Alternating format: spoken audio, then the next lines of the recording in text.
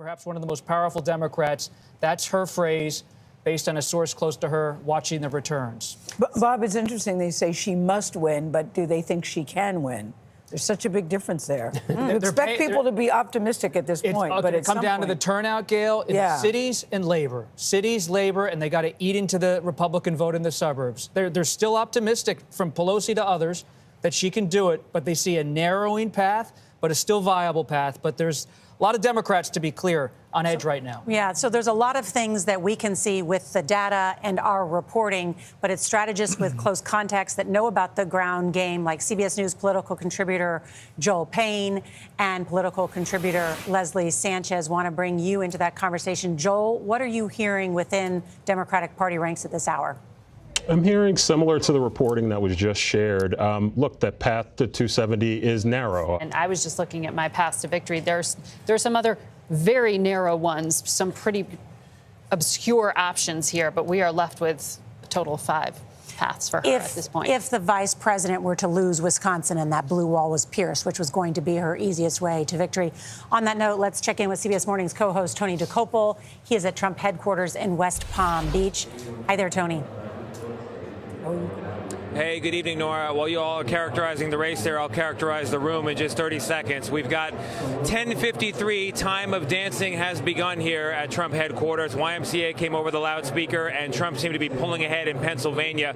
Loud cheers in the room. Our colleague Olivia Rinaldi says they're now looking at the exit polls in Trump world, quote, gleefully. That's the word from Trump world. I want to bring in CBS Morning's co-host, Gayle King. And Gayle, we've been here now for several hours, and we're getting a little bit of a sense of how the night is going. Yeah, and it seems that if you're a Donald Trump supporter, you're feeling very confident and encouraged. And if you're a Kamala Harris supporter, you're feeling a little worried at this particular time. Although we keep saying there's still a lot of votes to be counted. People say they still are holding out hope, even though at this particular time she seems to be underperforming in all the things that they thought she would do well. You know, a friend of mine called me from Florida this morning, clearly a red state, and said, you know, America is in labor today, and today we'll find out if we are delivering a boy or a girl. Right now, as you sit here tonight, it looks very good for the Donald Trump team. And I think people are trying to figure out what is happening to Kamala Harris's campaign at this particular point, even though people still have hope. Well, I think the vote is still being counted in Pennsylvania. We need to keep emphasizing that. Yes, and we certainly don't know what's happening in Arizona or Nevada just yet, and or Michigan, Wisconsin. So the early states, Georgia and North Carolina, because they were the first to close, we were able to rate them as lean Republican. And so, you know, just as the hours go on and more votes come in, we'll have a better sense, I think, of what's happening there. But look, you know what I think is troubling, though, Nora, is that she seems to be underperforming in areas that they thought she would do well, certainly among women, certainly among the reproductive rights, certainly among some of the black voters. That's why I think people are so concerned at this particular point. Gayle, thank you. Want to bring in Robert Costa on that note. Robert? Just briefly to add to what Scott McFarland was talking about in terms of a possible expanded House majority for Republicans, Speaker Mike Johnson just made remarks in Louisiana to his supporters. He believes he will enter next year as the Speaker of the House should he win the gavel again with more Republicans in the House. He also stated publicly that he believes there will be a Republican Senate and a Republican in the White House in Donald Trump. So you're looking potentially, and to Gayle's point, it's early in the night. A lot of votes still need to be counted, but Republicans are already tonight at this hour getting confident about what could be a very ambitious policy agenda next year. And it's not just Republican senators. These will be Republican senators, very different than the Republican senators who were there when Donald Trump won in 2016. Jeff Flake, John McCain, Mitt Romney, those 3 are all gone. And these are Republican senators who grow up out of and into the Trump politics. It'll be if Donald Trump wins, a different Washington, different Republican majority. But there certainly will be some soul searching within the Democratic Party, whether President Biden stuck around too long. He didn't give the vice president enough time to present her case to the American people. CBS's Nancy Cordes is at Vice President Kamala Harris's election night headquarters at Howard University in Washington, D.C. Nancy, how is the Harris campaign reacting to the numbers they're seeing across the country? Howard University, the crowd has been extremely muted. They are watching the results come in. They are talking to each other. There's no jubilation whatsoever. They want to learn more. Nancy, is the campaign giving any further details about when they can stop stressing, essentially when they think this will be a done deal and called? That they might be lagging in so many of these battleground states. They had been arguing that they had a chance of sweeping them just 12 to 24 hours ago. Nancy Cordes, thank you so much. You're watching CBS News, America Decides. What does this mean? John, is it a brand new party? Is it a brand new day? And we should also say nobody has 270 yet either.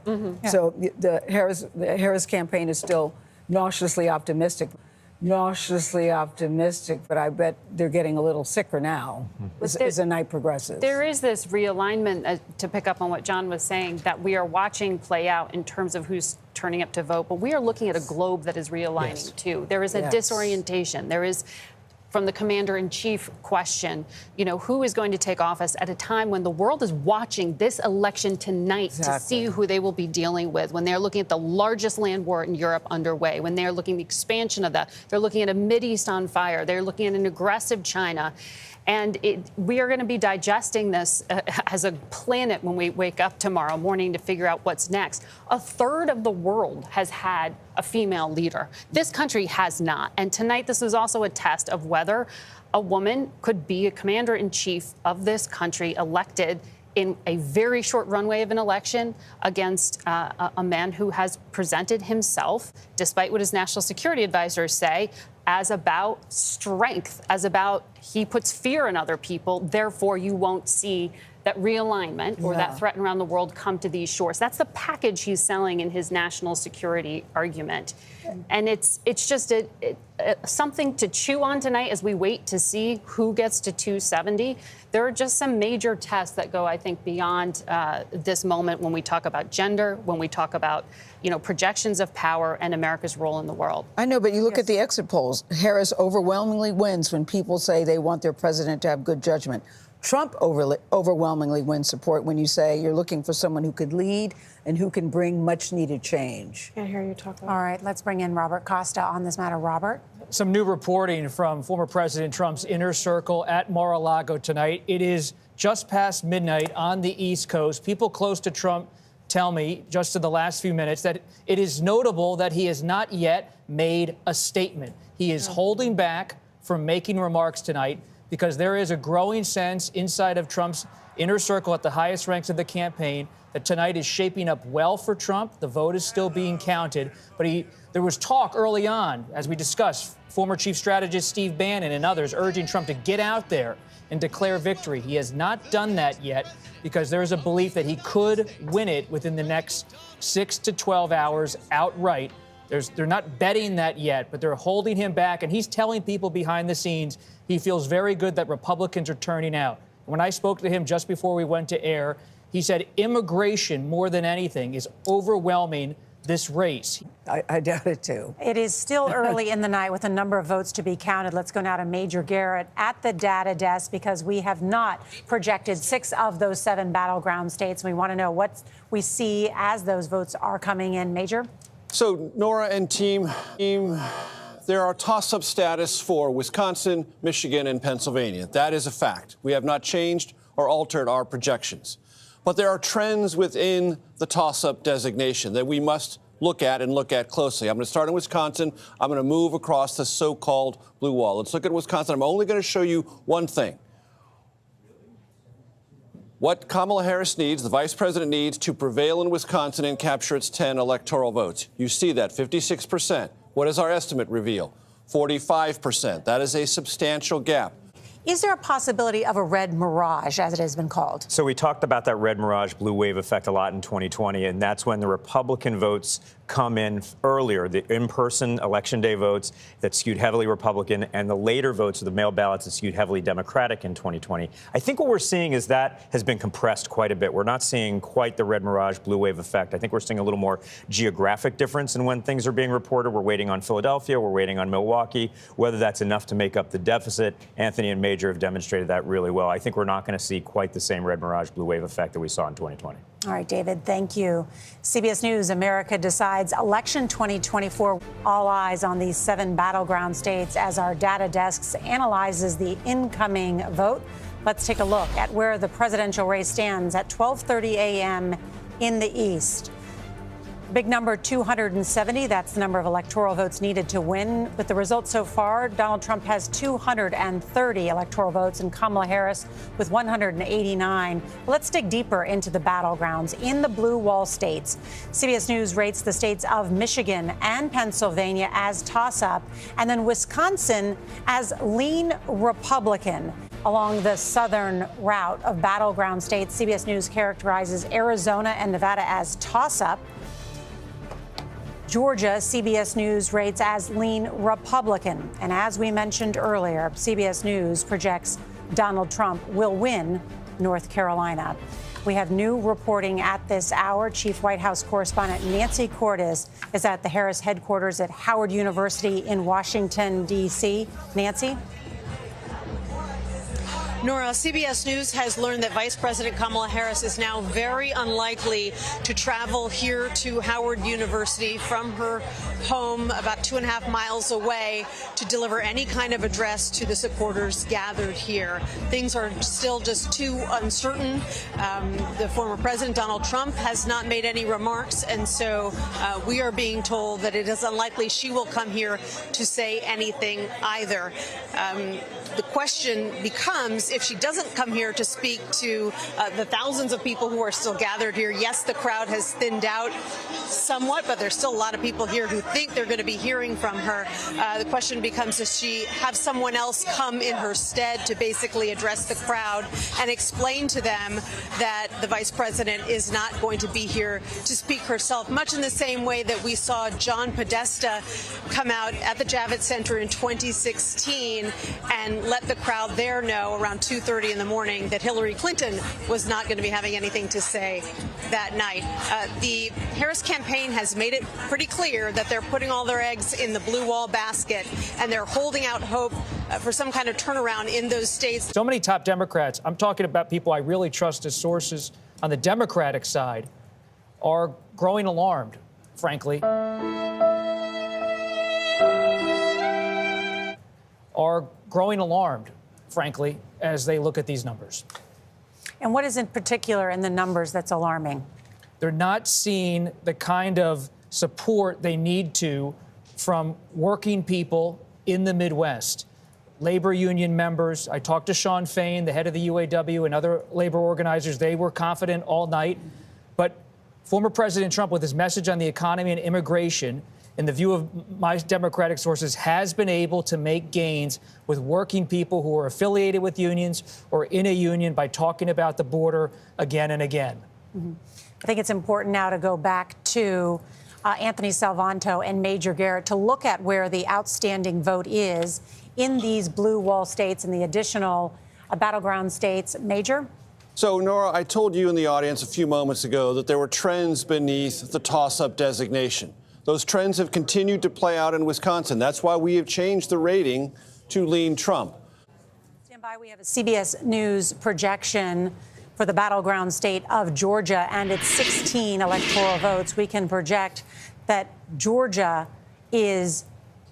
that Donald Trump is the projected winner in the state of Georgia at this hour. Our first projected winner of the night, Georgia, for Donald Trump. The first flip. The first flip, as we know that Joe Biden won Georgia 4 years ago. That's significant. Yeah, and I can give you a little taste of why that is if you look at the exit polls for Georgia. And we look at 3 groups here that Donald Trump performed well with. The first is independents. He won 54-43. That's an 11-point victory with independents. In 2020, Biden was the one who won independents. Voters age 65 and older. We told the story about how in the Midwest, the older voters are going for Kamala Harris over Donald Trump. Well, not in Georgia. 59-40. That's a 19-point victory with voters over age 65 in Georgia. And then finally, white non-college degree Remember, that was always going to be a good group for Donald Trump. But Kamala Harris, huge margin, gargantuan, 81 to 18. If Harris was going to have to do well anywhere, it was because she was going to have to live in the mid-30s in that number. That's a deep Trump stronghold, but you've got to at least be competitive with your opponent's stronghold, or at least eat into it. She was not. Now, one thing about Georgia, though, it does not have the size of an electorate of white non-college degree that Michigan and Wisconsin do. Almost 50% of the electorate in those two states is white non-college degree. But the reason she's having problems there is because it's a larger share of the electorate, and she's not doing well enough in that larger share. It was always a share that Donald Trump was going to get. That was never a question. But she has to do well enough in that group and then do well in her groups, and she's just not doing well enough with white non-college, whether it's in Georgia or in the Midwest. And perhaps our CBS data going back to September should have forewarned us on this. If you look at the way economic concerns resonated, 8 in 10 voters at that time told CBS their income wasn't keeping up with inflation.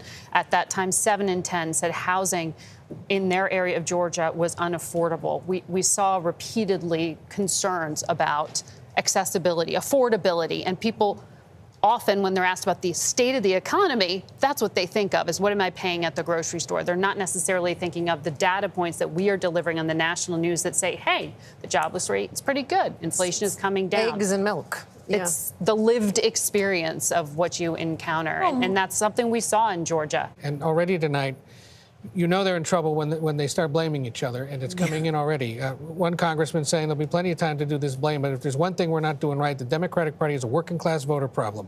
We must improve our numbers here to win. They understand, as this continues to happen, and as the inevitable may happen in Wisconsin, as we're seeing already, that if they can't win over those voters, and they fail to capture them on the economy, then they have some real restructuring to do going forward. But people blame the boss. I mean, the grocery inflation, 22%.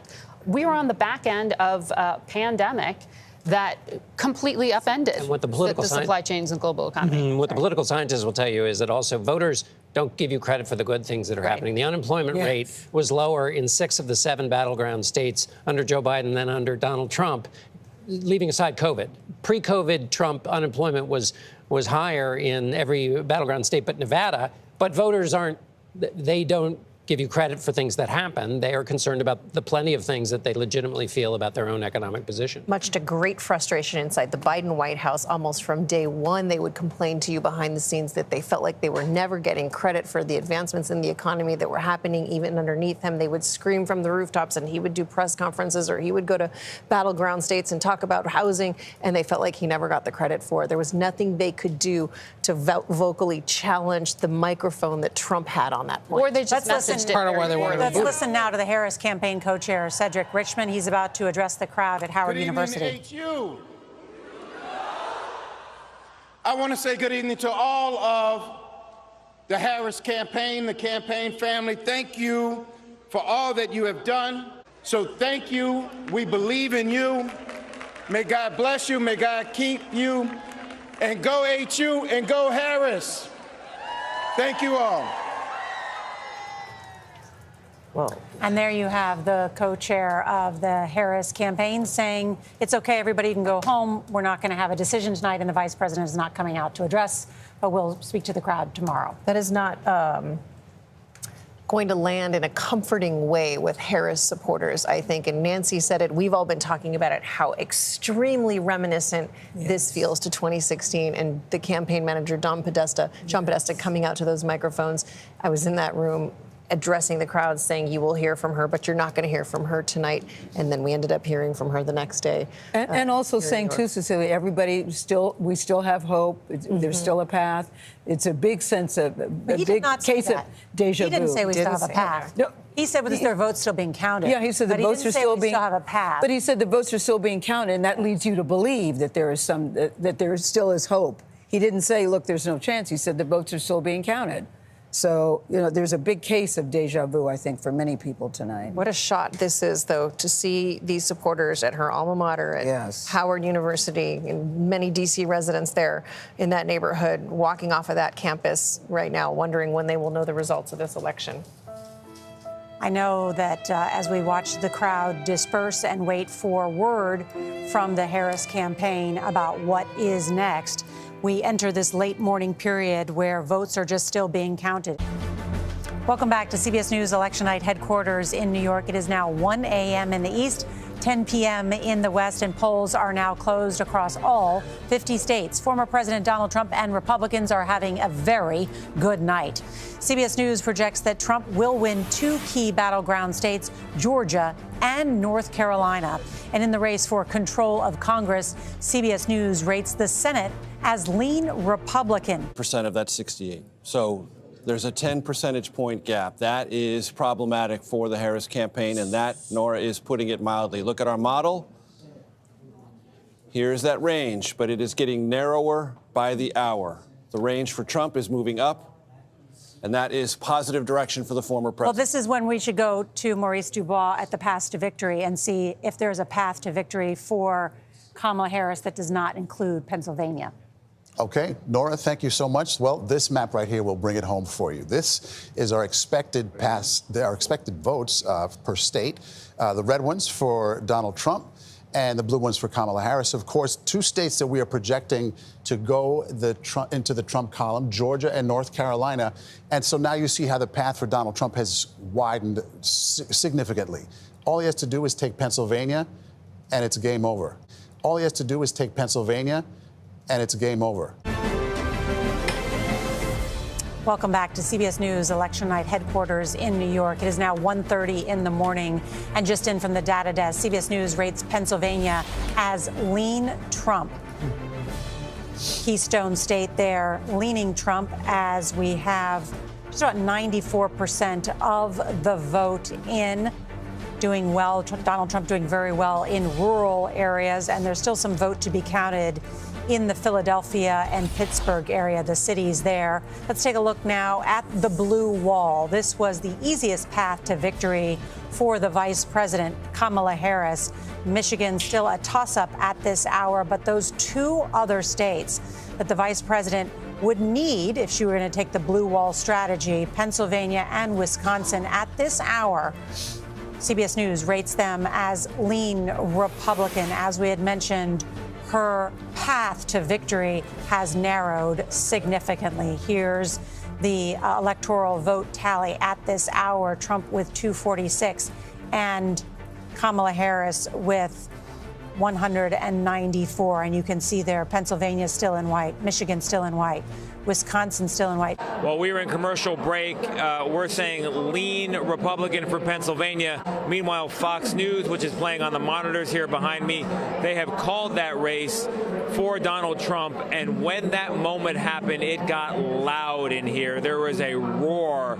There was reverberations. The phones came out. And the expectation is that the phones are going to stay out, because our understanding from the poll report is the former president and possibly now next president is on his way to this location. He is expected to speak. We've seen some evidence of that planning going on behind me. Just saying simply, you know, Democratic heads are exploding all over America. Democratic heads are exploding all over America. How do you explain what happened to them? A couple of the quotes I got from people is, look, Democrats have lost touch with everyday Americans. Beyonce doesn't pay my bills. Democrats turn their back on us, and if you turn your back on us, eventually we're going to turn our back on you. It's a wake-up call here. That's the feeling in the room for Democrats, as Trump supporters who've been here for now 7-8 hours are awaiting that final moment when a call is made and they get an appearance from their political hero, Norah. Tony DeCopel at the convention center. We should note that the former president has not been there. He has been at his home, which is just right across the bridge, Mar-a-Lago. What happens to this concept called checks and balances? Because if he gets in, he has a House, possibly the Senate, the Supreme Court. What happens? It seems that he would be in power with no guardrails, so to speak. We see the senators who are elected tonight. They will owe their success to him. So it's checks and balances is one question, but you also have, it's not just Donald Trump. There is a political movement now that is that has practiced at supporting whatever his impulses, wherever they may send him. There are some who still see a narrow path for the vice president, and I think it's important to say that there is a narrow path, but it is narrowing by the hour, as Major said earlier. There are other news organizations that are now awarding this to the former president, and he is set to take the stage here in the coming minutes and will address the world and likely declare victory, because it appears to be heading in that direction. What's also happening, though, Republican Senate candidates winning across the Midwest as well. A very good night for Republicans. All right, we're awaiting former President Trump, as Ed just mentioned, at his West Palm Beach, Florida campaign headquarters. We'll bring that to you when he takes the stage. You're watching CBS News America Decides, Election 2024. We'll be right back. Welcome back to CBS News Election Night headquarters in New York. It is 2 a.m. in the East, 11 p.m. in the West. Former President Donald Trump is having a very big night, and we're waiting to hear from him as he prepares to take the stage at his Florida campaign headquarters. In the Senate, CBS News projects Republicans will take control there, flipping from the Democrats. CBS political contributor Joel Payne now. Joel? Hi, Gayle. Hey. So I just want to say, when Jim Clyburn was here earlier this evening, he said that there was still a path, but the path was thorny. I think now we can even see that looks like the thorns are bending to the side as we sit here. When you were here earlier today or yesterday, and now my days are all running together, you said the conversation about black men was being exaggerated, that you didn't think that was the case. Are you still, as you sit here today, an hour ago you had hope? Do you still have hope yourself as you sit here now? Well, Gayle, I got to have hope, but also I got to read polls and data, and the data certainly suggests that things aren't going well. Democrats actually have a chance to win back the House. So it is voters keep firing people, and I think we have to understand why voters keep firing people. Joel, is it, you know, and I even hate to ask this question, I'm asking as I'm clutching my pearls, could it be a woman issue? When Barack Obama suggested it, people thought, some people were offended that he even raised that issue. But do we have to realistically think about that? We've had Hillary Clinton now, and now maybe even Kamala Harris. Do you feel that this country isn't ready for a woman president? As you sit here, I'm thinking through what a Trump presidency would mean for the legacy of Joe Biden. What the question is about what the vice president could have done differently to say she was not Joe Biden and actually a change candidate, what she could have articulated. Tell me about some of the missed opportunities that you think are there. So I think every defeat, obviously, there are a lot of people that want to start pointing fingers, and I think that's already happening. Yeah. I apologize. Stand by. CBS News has a new projection for the battleground state of Pennsylvania and its 19 electoral votes.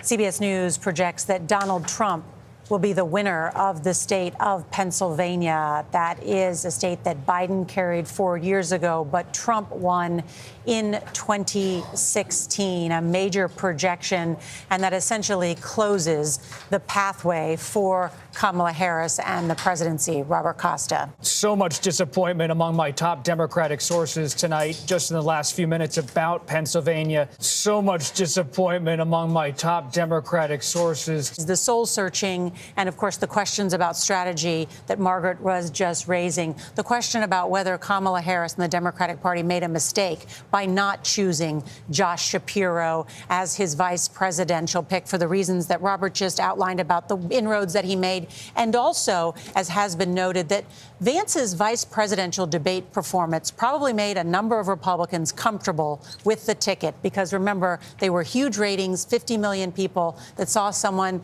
that had moderated his message for that national audience. And just quickly, not to get ahead of it, I know we're still in election 2024, but people close to Josh Shapiro tonight are encouraging him to think about running for president in 2028. There will be a reckoning inside of the Democratic Party should Vice President Harris be defeated tonight. And whether it's Governor Newsom in California or Governor Shapiro, there are already donors in the Democratic Party, strategists, trying to think through what does the future look like. Interesting, when we started the night, guys, we kept saying it's going to be a long night. We're not going to know anything today, certainly not Pennsylvania. Now we're sitting here a little after 2 o'clock.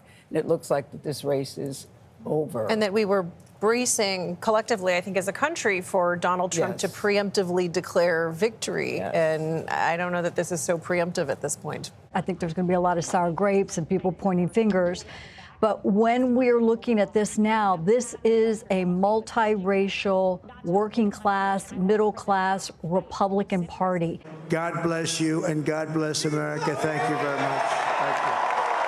Thank you very much. In West Palm Beach, talking about unifying the country. We have him 4 electoral votes shy of winning the presidency. J.D. Vance said it's the greatest political comeback in the history of the United States, completely. Let's take a look at Wisconsin as compared to 2020. Look at the map. This is 2024. When I press this button, 2020 president, you are not going to see a huge coloration difference except the shading. Watch the shading. Red areas get a little redder, blue areas get slightly less blue. What does that mean? That means the intensity of the Trump vote became more apparent and Harris underperformed as compared to Joe Biden. Again, here's 2024, here's where we are early this morning, here's where we were 4 years ago. And we should also point out, we have not heard anything from any Democrat working on the Harris campaign or at the White House or anywhere else disputing what we're seeing tonight. Nobody has stopped this momentum that is clearly going. There's no question that this is happening. Democrats up and down the ballot understand that what is unfolding is legit. We have not heard from the Harris campaign whether she has made any call to the former president, the president-elect, presumed possibly soon, whether she plans to. We should also note there is nothing on the public schedule at the White House tomorrow for the president, but a national security briefing in the afternoon that now could include all sorts of urgent matters from around the world as allies check in tomorrow. But again, no one in the Democratic Party disputing what's going on tonight. And it is 3 a.m. in the East and a very big night for Donald Trump and the Republican Party. Morning. Welcome back to CBS News Election 2024. Good morning. It is 3:30 a.m. in the East, 12:30 in the West. We have been on the air for 9 hours straight covering this election, and it has been a very big night for Donald Trump and the Republican Party. This is a post-Roe going away, post the conviction of Donald Trump. It's almost inexplicable. It's almost inexplicable. Well, it's going to require a lot of, there'd be a really interesting conversation because remember in 2020, the number of women who were turned off by Donald Trump. Well, they have, in some measure, come back. He has done better with them. So, Ed, what is the lesson, do you think, for the Democratic Party from what happened in 2016 to what is happening today in 2024? I mean, what are the lessons here? Well, they were identity politics. Right. Yeah.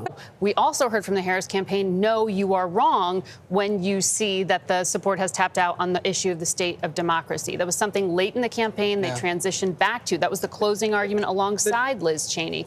So it's like people were just reading completely different signals. Battleground state looks good for Kamala Harris tonight.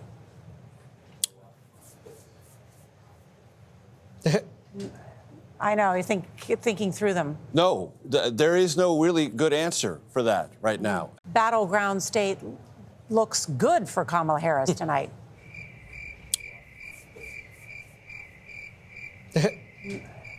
There is no really good answer for that right now. I mean, even Michigan, which theoretically looks okay, 66%, 53%, okay. That's sort of in the ballpark. But nothing really looks that great in terms of the remaining toss-up or lean states. Let's go to Wisconsin. Needs 78%, 62% is our estimate. I mean, it just doesn't look that great. There is no uncalled state that formed the backbone of the uncalled battlegrounds that look positive or even slightly positive for the vice president at this hour. The only one that is in that category would be Arizona. Truly remarkable, what looks like a sweeping victory for Donald Trump. And certainly he will claim the mandate from the results tonight. We could have some news shortly about whether Donald Trump has officially reached the threshold to be named the next president-elect of the United States. We have not heard from Vice President Kamala Harris, Her campaign co-chair spoke to supporters saying go home for the night. And CBS News now projects that Donald Trump is the winner in Wisconsin. That gives him the number of electoral votes he needs to become the 47th president of the United States.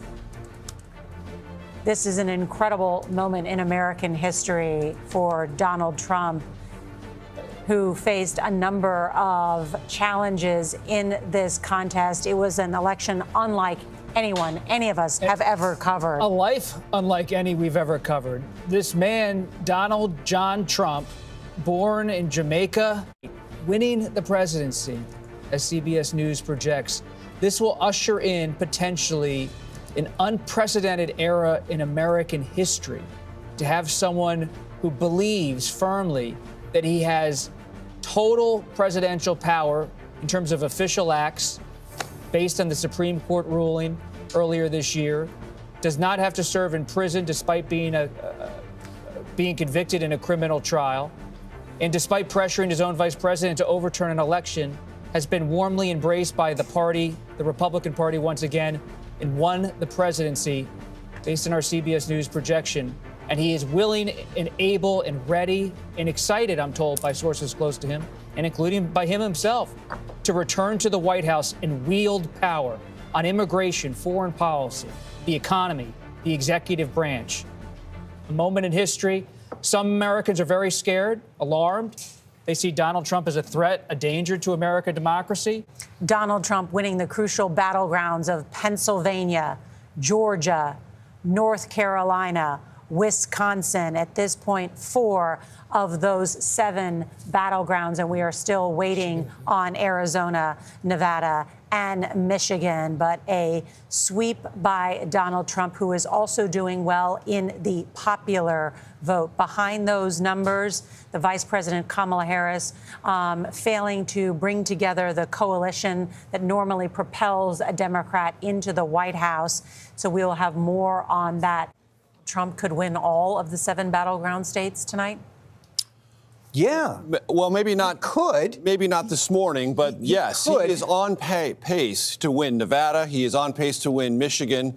Arizona is the only one that still looks theoretically possible for the vice president. But based on the statistics that the data desk has been reviewing, Nevada and Michigan are both leaning very strongly in the former president's direction. I want to be clear about the timing. He could win them, not necessarily tonight. I'm not sure all those ballots will get counted this evening. The Trump campaign said for the better part of 2 weeks, the former president has never polled better than he is currently polling. And if he just gets a tick above where he's polling, 48, 49 in all these battleground states, he will win them all.